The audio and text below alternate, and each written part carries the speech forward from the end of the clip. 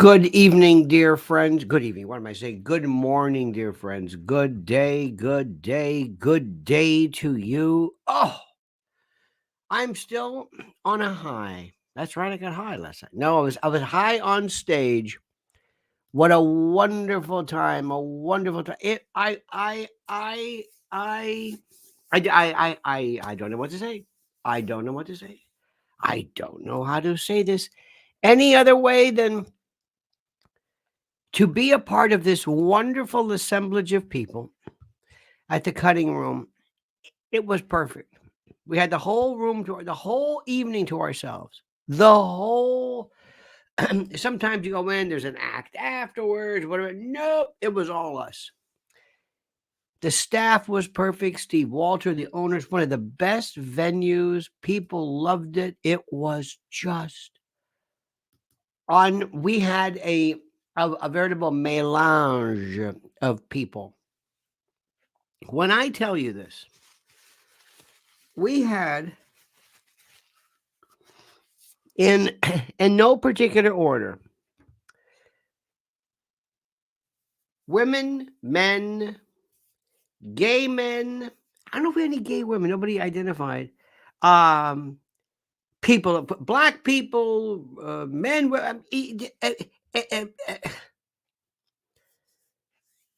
Politics has nothing to do with your sexuality. Gay people, straight people want there to be law and order and rational a semblance of this in our society. Black people, gay people, Latino people. It's had a cube of Cubans. We had people from Poland, Eastern European. One of our members flew from Colorado. I don't want to mention names. Maybe they don't want to be known, perhaps. But I am telling you. Oh, thank you, dear. It was incredible.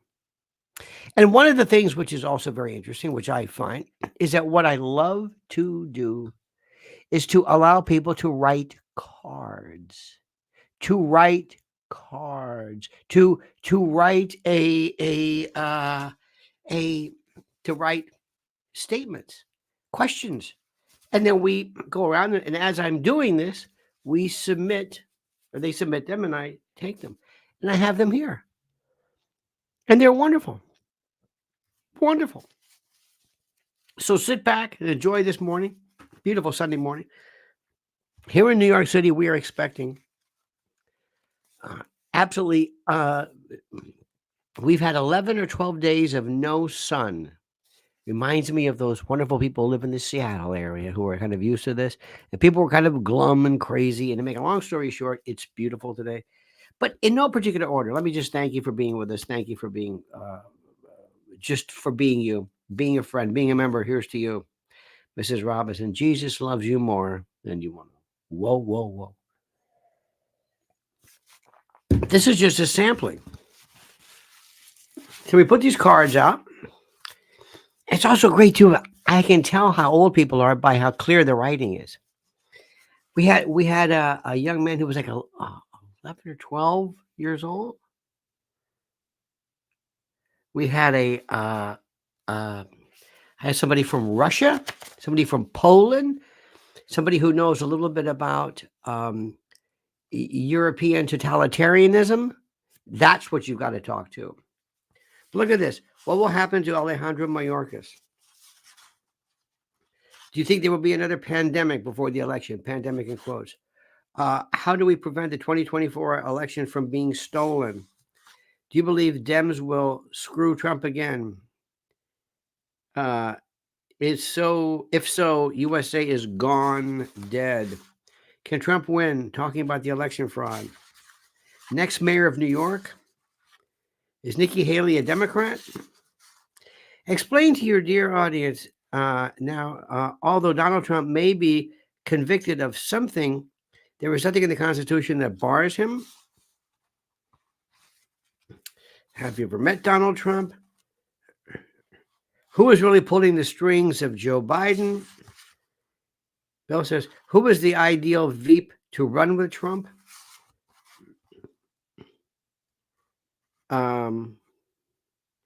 Ask, how do we get rid of the correct justice system? Oh, this is terrific. I don't want to mention names, but some of them are fun.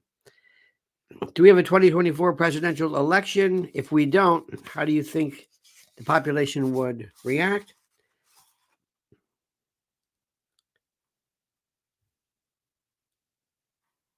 All this. Will you and Styx Hexenhammer have another conversation for YouTube on the private channel?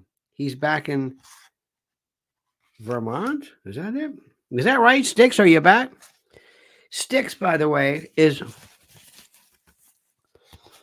Let me say something about Styx.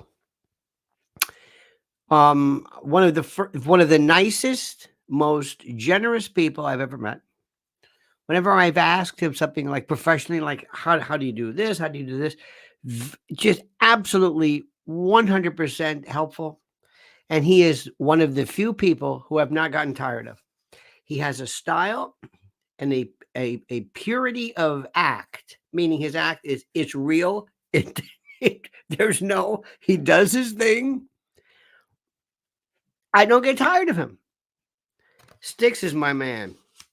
One of the smartest people. And that is saying something. So, you know what? I should reach out to my dear friend again. With the state of the world as it is, and the West poking Russia and whatever, how likely do you think nuclear war is in the near to medium future? Very likely. Not a nuclear war, not a nuclear conflagration per se, but nuclear, excuse me, somebody detonating something that is called nuclear or nuclear. What do you think was happening in recently discovered tunnels under the synagogue in New York? You know, that's the weirdest thing. We don't know. And I heard something to the effect, I've read something in passing where there was a either a collapse or something. Could you put your post-election 2016 reaction video back in rotation? I guess. By the way, interesting thing about this.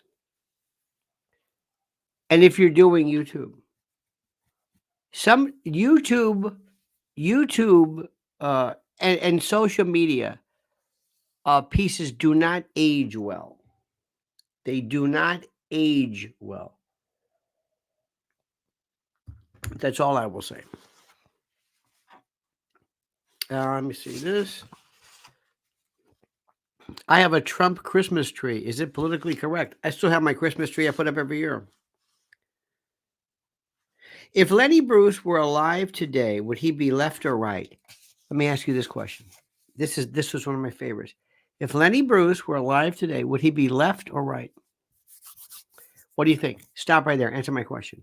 Left or right? L or R? And by the way, we're gonna just so that you know this, we're going to be using the term left and right, just because you know and I know it doesn't really mean anything. What do you think so? Right. Andy says right. This is very good. Andy Carmen says right. Cliff says right. Right or left? Well, think about this. Why? Right? Think about this. Right? Every good comic today is right. Every good comic. Everybody who is from Bill Burr to Joe Rogan to all the people who are Cat Williams, go down the list of the, I don't know who else is big. I don't really follow them, but what is the bane of the existence of every comedian? To not be able to say something. What is the thing that people and comedians hate the most? They can't say something. They're being told they can't say something. Lenny Bruce was forever tormented by things that he said because he was, theoretically, he wasn't really a leftist. See, these words, this is something. And I hope everybody's old enough to understand. when I was of my formidable development and the like, when I came about, I was in a time when being liberal, though I never used that term, left, though I didn't use that term, it was modern, anti-war, pro-civil rights, pro-expression. That's all it meant. That's all it meant. And the right, I never understood. There were Republicans who, Barry Goldwater, they wanted to continue the war. And even though, remember, people like LBJ, these were hot. So today, the word left means pusillanimous, scared, close-minded, un-American, anti-law and order, anti-immigration rationality, pro-gender transmogrification, even though most people don't believe in this. I think if Lenny Bruce were alive today, that's one of the best questions. Who will be the VP if Trump is elected? This we went on. This was a great subject last night.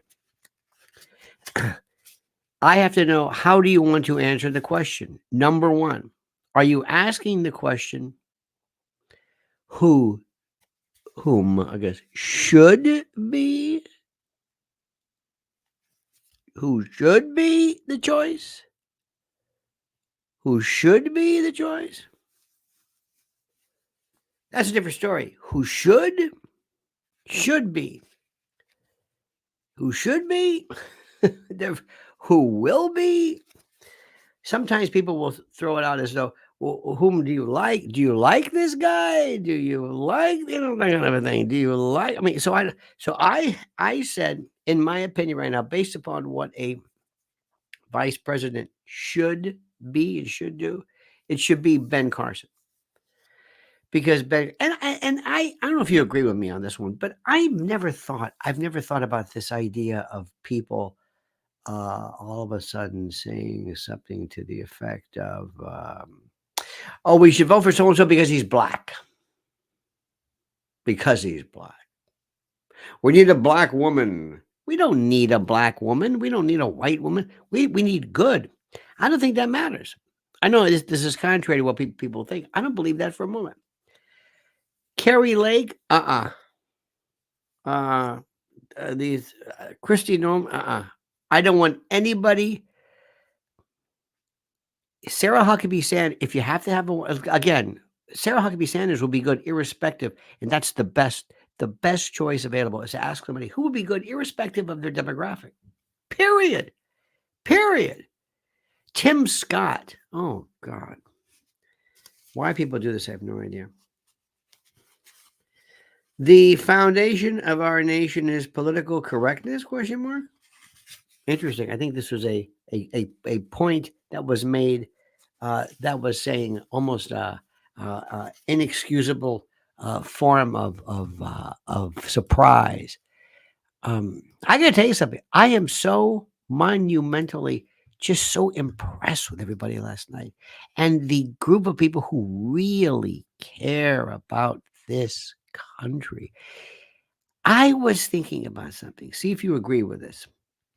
That what I saw is that, and I'm going to use for merely shortcut purposes, left and right, just to say it. Not that I think there's anything to this, but just for purposes of ease and facility of thought. That's all I'm going to say. But we always say what's right for this country. The left talks about what's right for,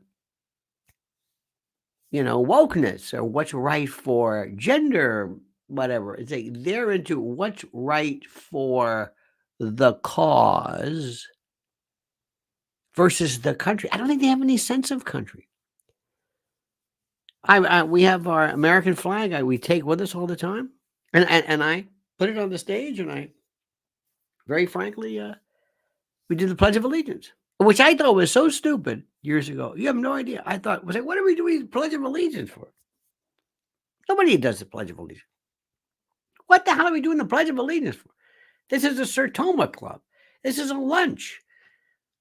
I don't know why we're doing the Pledge of why we're doing this national anthem at baseball games. Nobody else does this. Henri Bernard Lévy, the French intellectual, he always laughed at us, and I was kind of that same inclination. Not anymore. Not anymore. No siree. Not anymore. I am, and I still believe in everything I've always believed in, but I've added on to it. When you're a kid, you start off with a very simple foundation, a simple food palette. When you're a kid, hot dogs, hamburgers, pizza. And then later on, as your taste buds develop, as your sensibilities become mature, as your ability to like certain things, you will grow as well, and it grows. And later on, you'll be able to enjoy things that are kind of fun and exciting. But you never lose, pizza, hot dogs, hamburgers. That's great. Nothing wrong. You never say, I don't eat pizza anymore. No, you might. Well, anyway, I believe that that my fundamental core is a belief in something that's almost like a natural law. Again, I'm using terms just for the sake of arguendo, I guess. And I don't necessarily hold to the doctrine of one thing or another. It's not necessarily Reaganomics or whatever, but I believe in these core things. I abhor war.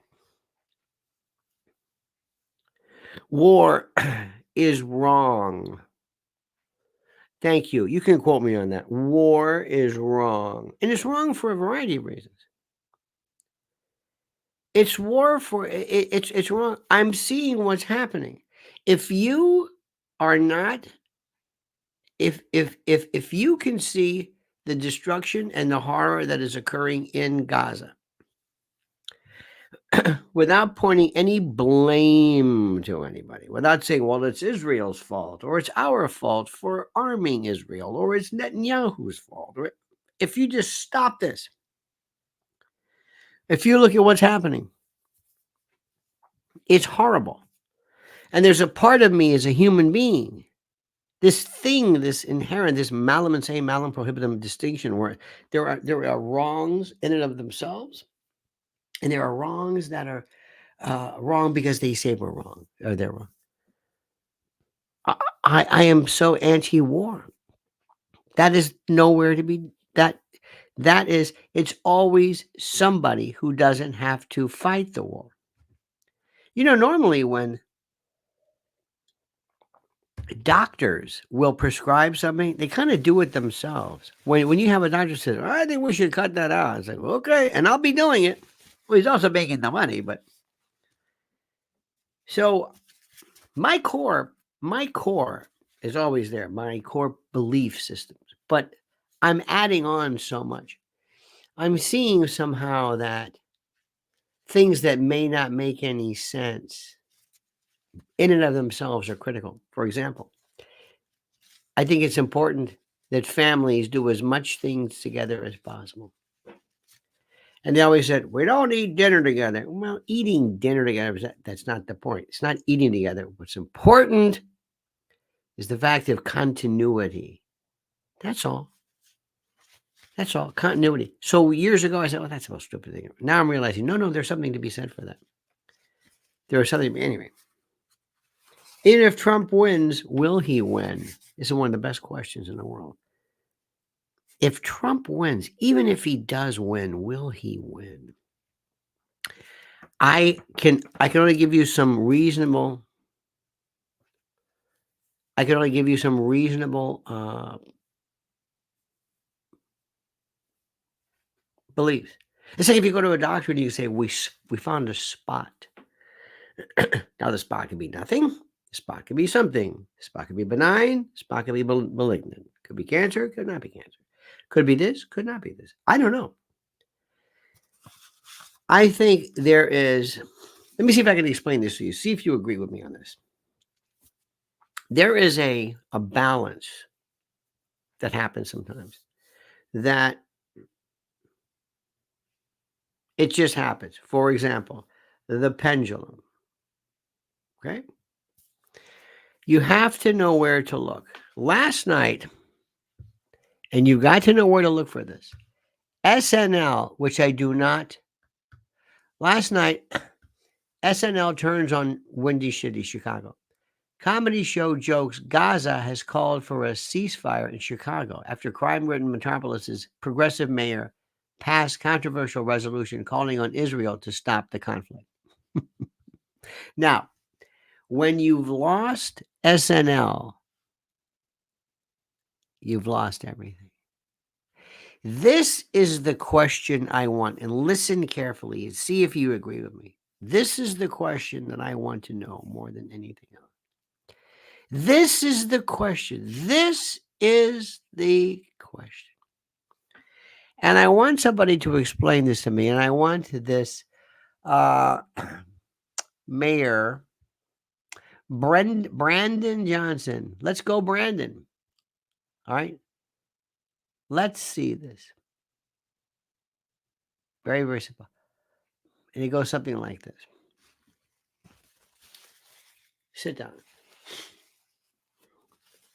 Mr. Johnson, there is nobody here right now. I'm going to ask you a question, and I'm going to ask you a question with all due respect, sir. Who is it? Who is it that is telling you what to do? Who is it that convinced you by allowing your wonderful city of Chicago to be completely subsumed in crime? Who is it? Who is it? Who is it? And this is between us. Who told you? Now listen, I can understand that as a black man, you may see things differently regarding the police. I dig it. Even David Dinkins, even, I don't know what, there were liberal types and there were, but nobody ever, for example, said, let's let crime go. Let me get rid of this stupid thing. Let's let crime be rampant. Who is it? Where is it in your compact? Who was it who said, I want you to meet someone? This is so-and-so. You see, Mr. Johnson, there are people in the world who do a lot of things. For example, most of us here, most of the conspiratorium here today, we are people who are just rational people. And we do not commit crimes and we do not hurt anyone. Not because we have any morality. I'm sorry. Not because we, you know, I don't know what the word is. Not because we're of high-minded, No, we just don't commit crimes. I don't know if I was in a CVS, if I saw something that I wanted, that I don't have to go to the guy to get them to come down to the row and unlock the glass doors. I don't think I'd take it. I don't know why I wouldn't take it. Because I don't take things. Not because I'm high-minded, not because I don't think I'd hurt anybody. I don't think I would want to hurt anybody. I do not ever, for reasons I would never understand, I don't get into fights with the police. We have two police officers, one individuals who were beaten. And I have many, many friends in NYPD. I have, when you go into, you have like a security, when you say a security detail, we always have the nicest people, but every now and then, we live in a different world.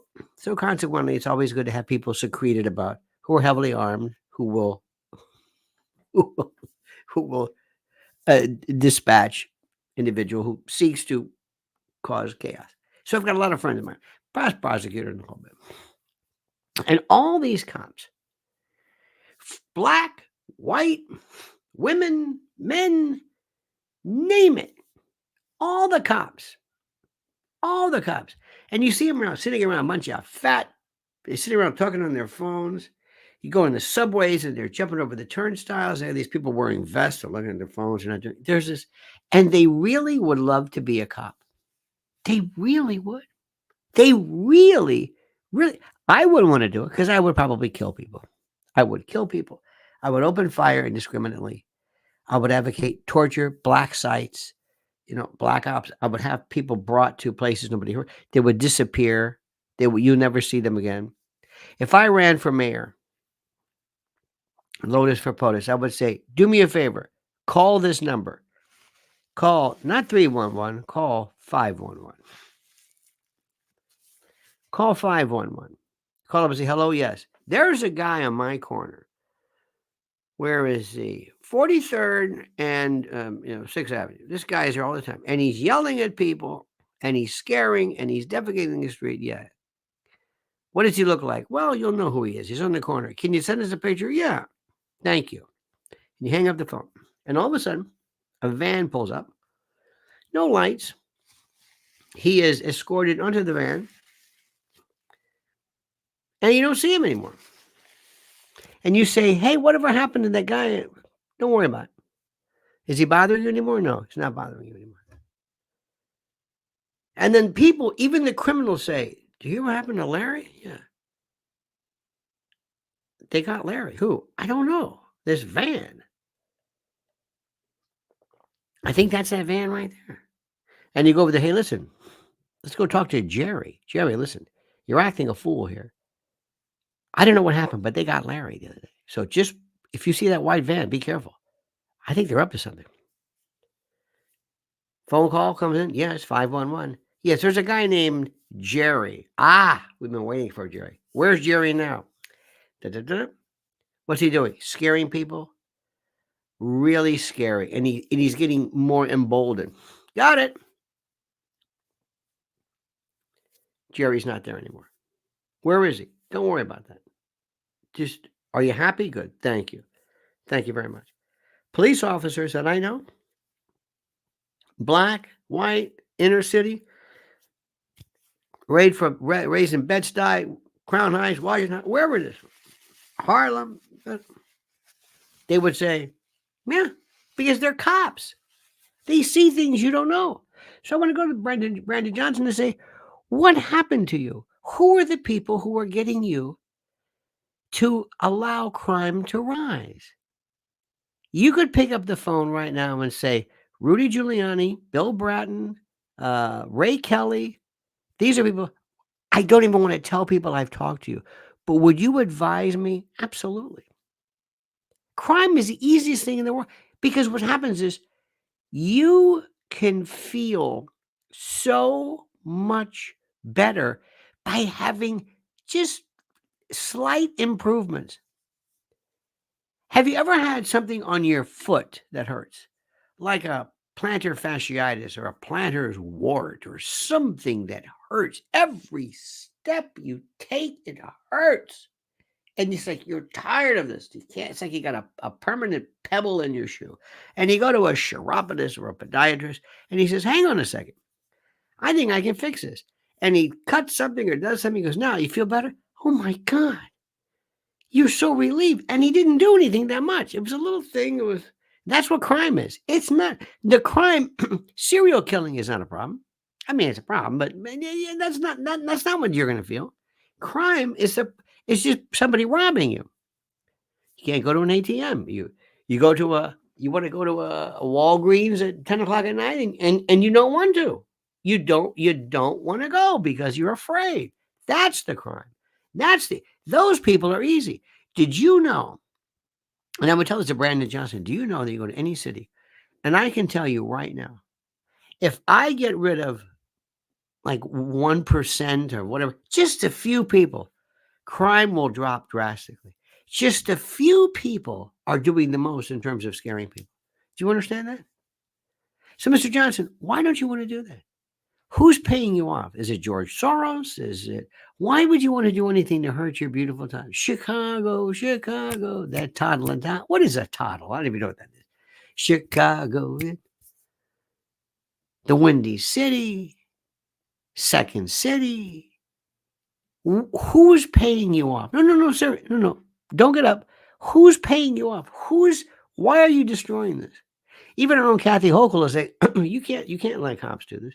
We have theoretically a mayor, Eric Adams, who was with the police department years ago in the transit. He's kind of sort of speaking out. Beating up cops? What? How does that work? How does that work? Anybody? I do not understand how any of this happens. And I do not understand how anybody allows it to happen. Why? Unless you have contracted with very evil people, whether it's Soros with his 26 people, to go into cities. Alvin Bragg, listen to this one. Alvin Bragg is the DA. Alvin Bragg, who brought the case against Donald Trump. Alvin Bragg, and this is monumentally amazing to me. Alvin Bragg decided that he was not going to charge the 4 or 5 illegal immigrants, migrants, illegal aliens. He said he is not going to charge them. No, excuse me. No bail. There was no bail. He released them. They were on a bus and they're heading to California. They never find them again. They got one guy who was here, and he came out of the precinct flipping off the cops. So they asked Alvin Bragg, why didn't you set a bail? Well, we didn't know who they were. Not really sure. we've got the cameras. Not really sure who these people were. Really, okay. What else? Well, excuse me. Not really sure. But you arrested them. Well, why did you arrest them? What did you arrest them for? If you didn't know who they were, why'd you arrest them? They don't even know. But a woman who was selling fake COVID cards or fake COVID vaccine cards for $200 a pop, they lowered the boom on her. Oh, she was public enemy number one. Public enemy number one. So I would say, Mr. Johnson and Mr. Barry, who is paying you for this? How is this happening? There's a law. The pendulum will always swing back, but this time like a wrecking ball, meaning we're going to go almost full tilt fascist. People are going to say, oh, no, in order to make an improvement here, in order to fix this, in order to jumpstart this, we are going to have many, many, many more police officers in what is called here in New York City, might be in your city as well, called Hercules units. These are heavily armed police who are moving through areas. They have Kevlar and helmets and M4s and their automatic weapons, and they have they have names like anti-terror crimes tactical whatever this, and they have these big kind of MRAP sort of vehicles, and they go through towns and they scare the living bejesus out of people, and they tell the criminals, don't come here. Don't come here. You're not going to like this. You're not going to like this. So I would ask, why are you doing this? Why are you doing this? Once people get the impression, I don't understand any of this. Now, I don't understand why. Have you been in stores? Let me ask you something. In your town, in your hometown, when you go to a CVS, or if you have one of those, or and you want to buy, bath, liquid soap or whatever it is, do you have to push the button and have the clerk come to aisle whatever it is, so they can unlock the precious the vaunted, the protected soap. What are you talking about? Look at this. How do we stop the insanity in this country? Who are the 34% that approve of Biden? Best question. I'm going to put this in this. Do you understand? Do you believe that there is something called insane? Look at Gina says it. It's insane. It's insane. How does this work? All we want you to do is just tell me who approved this. Who was the person who said, this is a good idea? This is an idea that we think is good for people. Yeah, that's it. We think it's real good. Unbelievable. I don't even know what to, none of us, everybody last night, this is insane. This is insane. This is insane. This is the word over and over again. It's insane. We're saying, but does it make any sense? Look, sometimes if there's a crime spike, the first thing the police do is go, we're going to get to the bottom of this. We say, okay, thank you for caring. Oh, no. We knew this. During the Rudy Giuliani era, we knew specifically where the crime was. It was called CompStat. And it was so incredible, so wonderful that what it did was it's where the police officers CompStat. And this is compare statistics. This was created by the New York City Police Department in 94. Okay. And it works like this. It's one of the things which makes so much sense. When Rudy Giuliani was here, oh, bless his heart. Look at Veritas. Good day, Lionel. Am I late, mate? Not at all, sir. Veritas, have a seat. Please go to the front of the line. Have some crumb cake, please. You would go in like this. You're in charge. I don't know where you're, but in the precincts, and we have precincts here in New York. And they never say the 20th precincts, the 19th. It's the 19, the 20. Anyway, so all of a sudden on Monday, they would have these meetings, and the brass. And there was a guy named John Timoney, Bill Bratton. He was the commissioner then. This guy Jack Maple, who was really the genius behind it. Anemone was another one. Yeah, that's about it. And what they would do is they would say, all right. They would say, all right, Veritas. We notice in your particular precinct, residential burglaries are going up. What are you doing to fix that?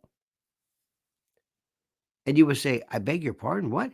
What are you doing to fix it? What am I doing to fix it? What am I doing? Don't know if I'm supposed to do anything. What are you doing to fix this? You're out. Move somebody else in. Now you're doing a foot beat somewhere in, I don't know, Staten Island or whatever. Which might be very nice. And they held you accountable.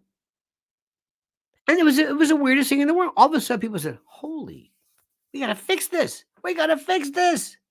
Then what they would do, interestingly enough, as they changed it, then they would do this thing called broken windows. Oh, this is from Wilson and the other guy's name. And what it is they say, if you're and you know how this thing works, but if you're in a neighborhood and this one building, this one shop has a broken window and they never fixed it. It just was there the whole time. It gives people the idea that, nobody really cares about this. Nobody cares about the future. Nobody cares about how things are. Nobody cares about law and order. Why? Because this one building is there and nobody seems to fix it. Nobody seems to do anything about it. Nobody seems to care about it. Okay? Very, very important. Very, very critical. What do we do about this? Well, what's very interesting to note is that when they started to implement this, they would do the following. they would arrest people for things like fairway turnstile jumping in the subways. They just jump over the turnstiles and that's it. Open container. There was this law that said you can't walk around with a beer. And they would put it in a paper bag and say that didn't even work. People who would urinate in public, people who did dope, people who whatever it was, things that would normally be just overlooked, they stopped because guess what? The person who jumps the turnstile oftentimes has an active warrant out for them. Murderers and bad people don't follow the law. They don't care about the law. So when you get these people, you think, lo and behold, look at them. They're already here. Detectives were looking for, where do we find the killer? Well, look for the people who do these they break laws too, maybe more than other people. And there was this one line that said, police officers in particular were told, we used to worry about the detectives. Now we worry about the uniformed police officer. That's the guy. That's the one we worry about, which I find very interesting. So once they did that, things started to change. Things were weird. They're getting these people and they're saying, this is important. And when they locked them up, they locked them up. You also have to go to your neighborhood and your towns. Let me ask you something. Everybody give me here something that if I went to your town, let's say, excuse me, if I went to your town and I said, listen, I want to run for mayor or whatever it is, give me something. I don't care how little it is. I don't care how big it is. Tell me something that is emblematic of your area, your town. Something that only that stoplight that doesn't work at Main Street, or garbage can pickup that's late, or the garbage cans are too loud, or barking dogs, or what is the thing? What is the thing that is your, how do we say this? What is the thing that is the most important to you in your city? Because that's what you do when you run for office. You say, I'm going to fix something that if it is corrected first, you're going to notice it. You're going to notice it first. In New York, years ago, when you come out of from the Lincoln Tunnel, coming out of Jersey, come into the city, the first thing you would be stopped there, and these squeegee men would come. And they would come up to your car, and they would have things like, they did, I mean, it was a squeegee with not even any water sometimes. And they would come up to your car, and they just go to your window, and you say, no, no, no, no. And you basically give them money to go away. It was extortion. Sometimes they would bend your windshield wipers. Sometimes they would, whatever.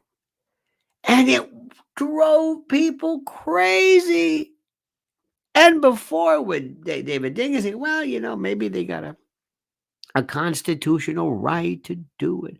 Maybe they've got it. Okay. Maybe they've got, maybe that's their right. Rudy Giuliani came in and said, I'm going to fix it. So help me God, in one day, they're gone. I think he lobotomized them, put them on a gulag somewhere, and they were gone. It was just gone. He was heralded as and for some reason, they're not coming back. I guess there's other stuff. But look what you say. But look what you find people say.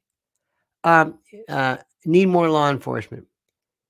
Here in Barking Dogs, Iowa, it's the late garbage delivery. You hear that? Litter bugs. Oh, Billy Fabe, I'm with you. Angela says, potholes on every street. Beautification. The sheriffs never took any BFs. Can't ride bike while drinking in USA unless you want to risk getting stopped by a cop and getting a ticket, or even get a DUI on a bike. They could arrest you and impound your bike. I always wondered about that. Normally, again, I would read the statute in your state. Normally, it was said motor vehicle. You had to be charged with a DUI on a motor vehicle. I don't believe a bicycle is motor vehicle. Kensington, it will. What will you do, Mayor? Gina says, don't forget the hookers would approach your car at the tunnel. There's no more. You don't see that anymore. Mexicans took all the squeegee jobs. Nearby rural town 5 miles away, crime and gangs, beggars and money in the corners and in front of Walmart.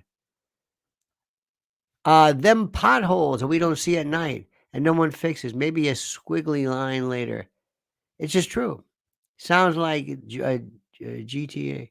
Our two main streets are state routes and thus not under jurisdiction of the city. We can fill the holes, but we have to wait years for a replat. Thank you, Django. Getting hit over the head in the street is what scares me the most. I remember actually had my windshield washed by extortionists in New York City. Yep, that's exactly what it was. Here's one for you. This is the most important thing in the world, and I mean to tell you this. This is what I would do. Number one, first I'd be on your TV show. I'd be on your TV. I would be on TV. Well, the old TV. Now I'd be on YouTube. I say, hello, I'm Mayor Hillbilly. I'm going to show you something. Potholes. Let me show you what happened. We're at a. Remember, I'm the mayor. I'm the mayor. I'm on TV. I've got a film crew. We talked to a guy right now. His name is Jerry. Jerry Walderman from the local whatever it is. Jerry, how long have you been in front end repair? My whole life. Okay, great. Jerry, how much is that? What happens if a car has a pothole? Throws off the alignment. Doesn't that wear and tear? It can really damage the car. And the faster you go, and the faster you go, the deeper the pothole. This is a serious problem. Jerry, how's business? Business is booming. Jerry's been now. Jerry, I hate to do this, but I want to put you out of business when it comes to pothole repair. Listen, I'm dead serious. I'd like to show you folks something. I went recently on a trip. Wasn't paid by you, but it was put together by a private group, and we went to Europe. Let me show you the way they fill pothole. They use this stuff. This stuff will last 100 years. I don't know what the hell it is, but this is true. I'm not just making this. I don't know what they do. They fill it up and they. Now, let me show you what we do here in our country. And it's not just here. And it's not because of these people are crooks, but they use the worst material possible so that they have to come back later and fill it again. And it's this stuff. It's this, they just kind of fill a hole. They don't make the road. Anyway, I would explain it to you. I would explain it. And I would have pothole checkup. I would say, when you call up my 511 number, my special number I'm going to have for you. You tell me what this is. We're going to have a map. And I'm going to have these red dots. And I'm going to then turn to the Department of Transportation or whatever it is. I'm going to say, what are you doing about this map? I would take ComStat and I would do it. What are you doing about these pots? And by the way, these colors, the older the pothole, the darker the color or the brighter the color. Look at this. What are you doing? People would love me as a mayor. I wouldn't be talking about anything other than potholes and garbage, littering. Oh my God. You know what I would do? Ready for this? You catch me with littering, take a picture of it and send it in. Have a bounty. Lady Bird Johnson was responsible for making people feel as though they were anti-littering. That it was. You remember Iron Eyes Cody? He was Sicilian. Remember him? They threw the garbage in the water. This is the thing that makes you the happiest. Little things like this, potholes, lights. It's simple. You will vote for me forever if I take care of your potholes. They used to call Al D'Amato Senator Pothole. It's the simplest thing in the world. And these idiots, they come in there and they want to just, I don't know what they think. I would say, we're going to make potholes. Do you know the people would say, oh my God, I love this. Most people, even in the worst cities, never are victims of crime. They hear about crime, but they're not victims of crime. Potholes mean more than anybody else. Next, as your president, LOTUS for POTUS, I want to have militias. Do you hear me? I want to have a militia. Did you hear what I said? I want a militia. Hello. A militia. Yes, yes, yes, yes. Under the Second Amendment. It's right there. You tell me why I've got to ask for permission to carry a gun in my country. Under the I can't remember the name, Brewing, whatever the case is, the Clarence Thomas case. I want militias. I want to have individual I want people. I want to deputize people. I want you to feel engaged in this. I want the bad guys and the pothole makers to say, "Don't go to East McKeesport, Pennsylvania, whatever it is. Don't do it. Don't go there." You're going to have that. You're going to have. Wouldn't you love to be? Wouldn't you love to be? Wouldn't you love to be? Let's say you are living in an area. Okay, very simple. And you live in an area. You've got a 2-3 block, and one day a week, you've got one person who says, "I'm just going to drive." You don't even need any lights, no nothing. And I'm not going to hire somebody. I'm not going to hire some. Wouldn't you do it all? Wouldn't you do it? Wouldn't you do it one night a week? Some of us work late. Some of us will. I'll drive around. Do it too. Do a team. You get in a car and drive around your thing. Just go up and down. And then we have millions of these. And we go up and down and we drink coffee and we talk and we meet and that's it. I swear to God. I'm going to do something, another thing people are going to do. I'm going to do something called Know Your Neighbors. How many of you, tell me right now, have lived in an area for 20, 30, whatever years, you don't know your neighbors? When I was a kid, we knew everybody's name. Mrs. Dorn, Mrs. this, Mrs. Wiley, Mrs. this, Herb and whatever, Virginia Hill, knew everybody. Everybody. And we were, it's not like we loved them. We just knew them. It was called Neighborhood Watch. Block Watch Club. Yeah. I don't understand this. I don't understand any of this. Gina says the Boston mayor is asking the citizens take in invaders. I wonder how many people will do that. That's the most stupid thing in the world. I would be embarrassed to say that. Take in invaders? What are you talking about? Absolutely not. It's ridiculous. This is the most stupid thing I've ever seen in my life. I told you this story. I love this story. I love this story. Friend of mine, you may or may not, I think you know him, but he was in the military and he was on one of these conservative kind of shows. And he lived in China, and he was dating somebody or something like that. And to make a long story short, he lived in China, and there were these signs on walls and signs on buildings, and they said, interestingly enough, they said, "My name is Sergeant so and so. I am or a captain or whatever the hell it is. I'm in charge of this. This is in China. I'm Chen or Li or whatever. And this is my area. This is my cell phone. This is my name. This is my picture. If you need anything, you call me. If somebody's bothering you, call me. If somebody is giving you a hard time, you call me.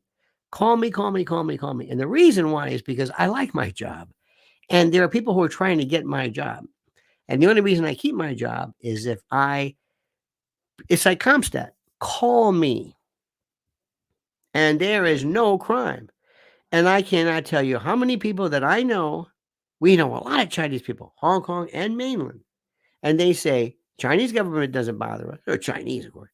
We don't bother them. We're not rabble. We don't speak. I'm granted, but nobody wants to.